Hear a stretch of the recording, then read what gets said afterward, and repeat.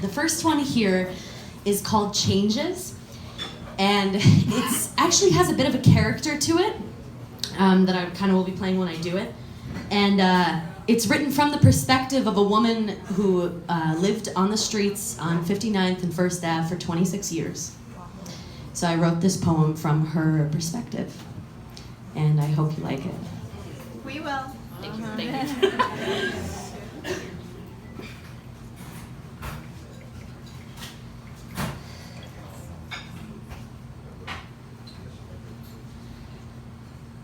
I'm going through changes. I'm going through changes in my life.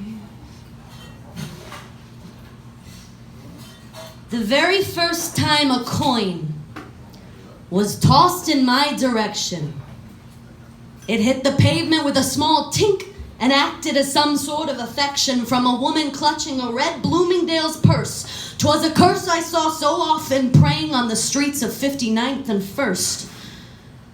With its landing, it shook the hard concrete beneath me. And through the cracks that it made, I suddenly saw roots growing, believe me.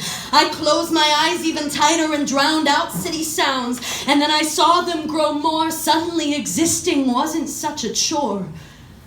These roots grew into grass so long it covered my scars. A smile emerged and I escaped all the cars. Can I tell you a story?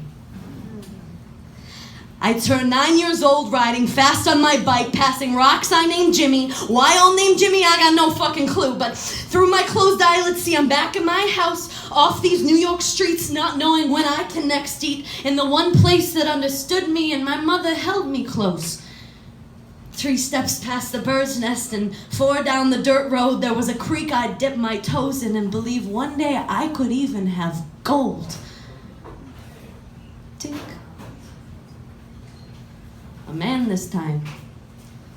He's wearing a suit.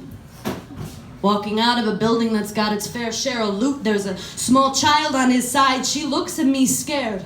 His father pulls her tighter and says, "You must always be aware or your life could go to waste like the poor sack right over there."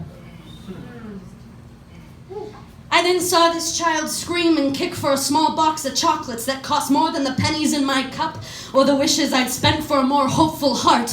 You see, I thought I could fly when I was young.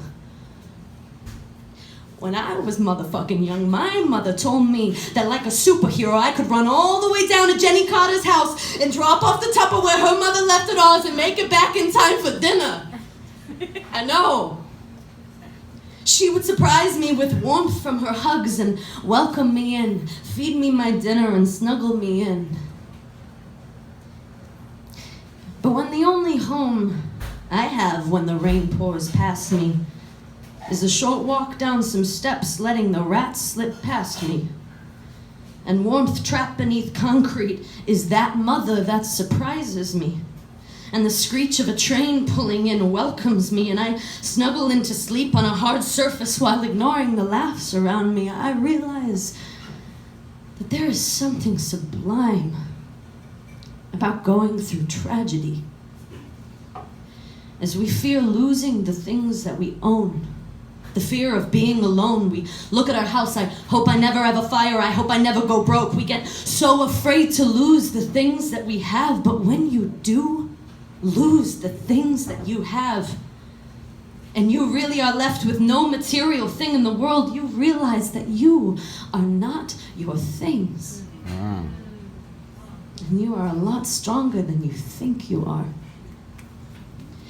So, sir, this lady who frightens your child, who came off as something wild, was somebody's baby. And this baby's mother did not go through motherfucking hours of hard labor, her heartbeat unstable, to be the lesson to your child what failure is. So please, society forgot about me. My father did not rejoice in the news of pregnancy to just create a human used and abused in this life. My life is not grounded in my history. My tragedies are not all I have. Each morning we wake up and the sun is peering out. We have the choice to start with a blank slate. When will, as a society, will we learn that when we lock up addicts with nowhere to turn behind thick metal bars while we sit and watch them burn, that we are the ones holding the match?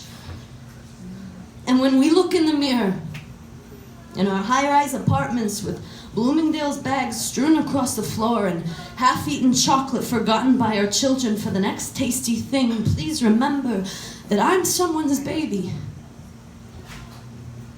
Tink. When will the world realize that taking care of mental health instead of giving more to those of wealth is our path to societal salvation? We are the babies. We are the artists, we are the leaders and the teachers. We are the scientists, we are the outcasts, we are the misfits and the preachers. We are strong and we will last on this earth because I've got something big to give you. You hear me?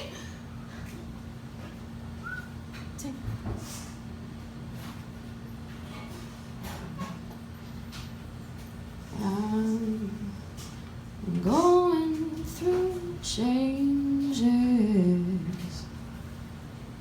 I'm going through changes in my